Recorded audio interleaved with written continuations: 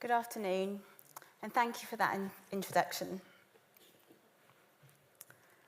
Now, you might be familiar with Paddington Bear, a talking bear, not real, who was from Peru and took an incredible journey and found himself living in London, eating marmalade. So how did a South American bear end up in the UK? Very good question. But it's a question that you can ask any global mental health researcher. How did they get to where they are now? And I'm going to share with you my journey from practicing medicine in the UK to conducting research in some of the most populated prisons in South America. I specialise as a forensic psychiatrist, which gave me skills in diagnosing and treating mental illness in people with a experience of living in prisons, and perhaps in the community with offending histories. I spent 3 months in Bolivia volunteering at a community project for women who had been in prison. With great eagerness, I listened to their stories and had an opportunity to visit a couple of prisons. Now, compared to my experience of UK prisons, I found that in Bolivia, those in the prison spent far more time each day outside of their prison cells.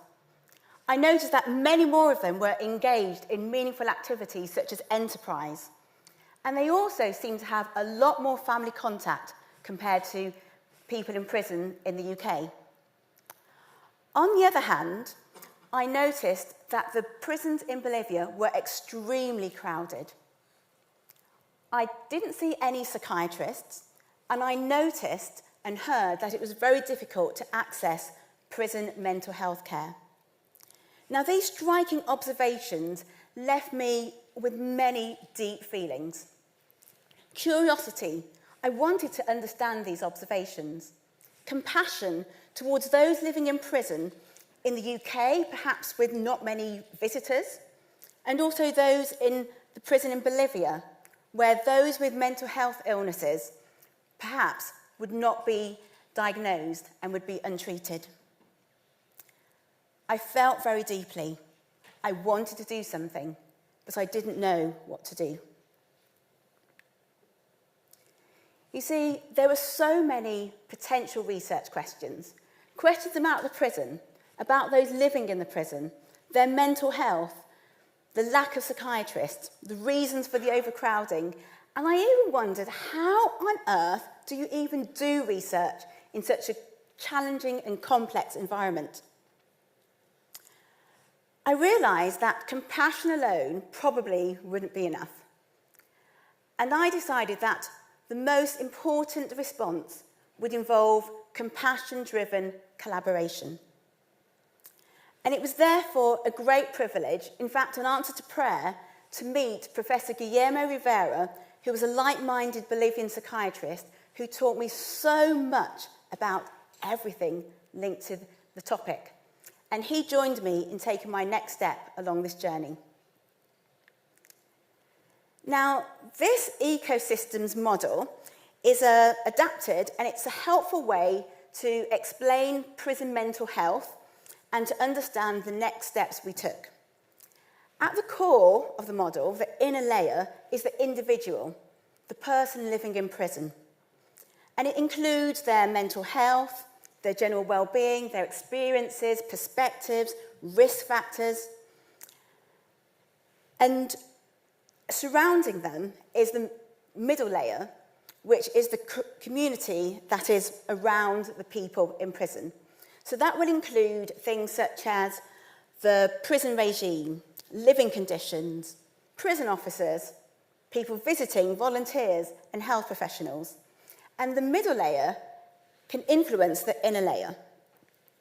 Now, in the outer layer, we enter the world of legislation, policies, and things such as economic factors, whether it's at a country level or even a global level. And these factors, this layer, can also influence the middle layer and the inner layer. Now back to our research journey. So at this stage, we are 2 people and we have no funding. But like any researcher, especially those in the University of York, we knew that there's always something that we can do, no matter how small it may seem. And so with much determination, we began chipping away at this prison mental health ecosystem, one layer at a time. So beginning with the outer layer, we collaborated with a global health director in Edinburgh to write and publish a paper about prison mental health law in Bolivia. It was actually a paper that was more general, but we did include a section on prisons. We stated facts about the prison at that time. For example, the population was very high, with capacity exceeding 100%, going up to 256%. And we also noted that 83% of those living inside the prison were there detained without a conviction, without a sentence. We recognised areas of good practice. There was a mental health plan that had set out to address, to meet the needs of other groups that were quite underserved at the time. However, the plan didn't include those in prison. Now, subsequently, a mental health bill was presented and discussed by the government. And it was quite interesting, a surprise to us, to find that this bill began with a long direct quote of our paper. And they used our paper as supporting evidence for the need to change the system through legislation. Now, following on from that, there was a fresh mental health bill which took it even further and included a section dedicated to the mental health needs of prisoners. Now, we hope that once this legislation has been passed, a greater proportion of the total health budget will be dedicated to mental health. And we believe that an increase in funding is absolutely essential to ensure that any improvements in prison mental health can be achieved and maintained over time. Next, we extended our collaboration by including academics from Chile, Guatemala, Paraguay, and Wales. We started looking and chipping away at the middle layer. And we did this by undertaking a survey, a national survey of psychiatrists in Bolivia. We asked them about prison mental health. And our survey found that the vast majority of psychiatrists in Bolivia had highly positive attitudes towards working in the prison.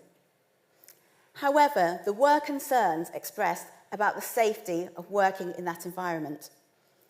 Our survey also showed that there were only 2 psychiatrists across the whole country working in prisons at that time. But there were many more who were interested to learn more and to join a prison mental health network. So these findings suggest that perhaps with safety measures in place and a supportive network, there may be more psychiatrists in Bolivia who are willing and feel able to work in the prison setting. Now, this will become especially important once the legislation has been passed and the need for a strong, competent, well-trained prison mental health workforce comes to the forefront. Lastly, we looked at the inner layer of the prison mental health ecosystem. And collaborating with a prison psychiatrist, note, 1 of only 2 in the country, we held a workshop for prison wing leaders in one of the country's largest prisons. A prison wing leader is someone who's detained and has been elected or volunteered to be in charge of their wing.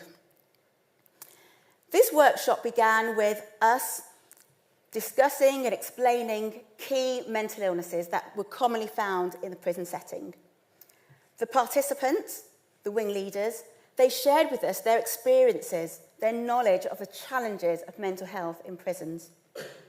They gave us feedback on research findings that we'd presented to them.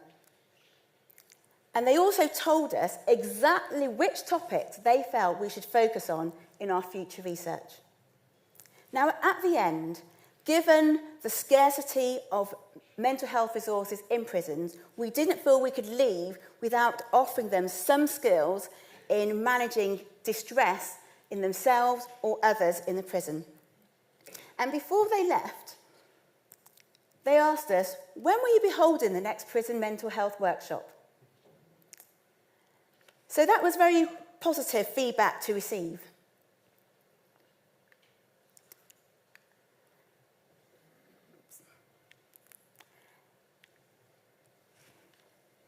So we received information that we'd hoped for regarding research and the prisons. But unexpectedly, we found that we were exposed to a narrative that was quite different from that commonly portrayed in the media.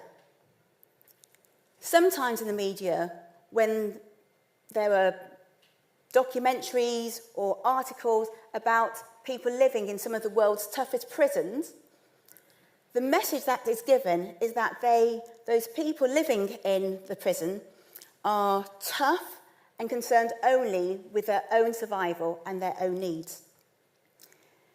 It was therefore interesting that, in contrast, we found that the people attending were very interested in learning more about mental health. They had a lot of compassion and concern for those who were experiencing mental health problems in the prison and experiencing suicidality. And they had a strong desire to improve the prison mental health care system. So, in other words, I discovered in the participants the same curiosity, compassion, and hope that I had felt at the beginning of my journey. Finally, our goal is to improve the mental health and care in prisons, particularly highly populated prisons in Bolivia and across the region. But how do we do that? How on earth do we get there? Well, as global mental health researchers, we must maintain our curiosity, our compassion, our hope, our determination, our humility, and our innovation. But above all, we must maintain a spirit of true, equitable, and sustainable collaboration. So who do we collaborate with? Well, first, we must collaborate with other researchers, and we must engage with research funders to ensure that the work undertaken is sustainable and is of the highest quality. And secondly, it's essential that we collaborate with those who have unique insights and the ability to influence all three layers of the ecosystem. So that means we need to collaborate with people with lived experience of living in prison, not as research participants, but as co-researchers, as true collaborators. We need to include those who are experts by profession. So, for example, those working in primary care, the prison officers, volunteers, prison chaplains. And lastly, we need to collaborate with those who have the ability to influence legislation and policy.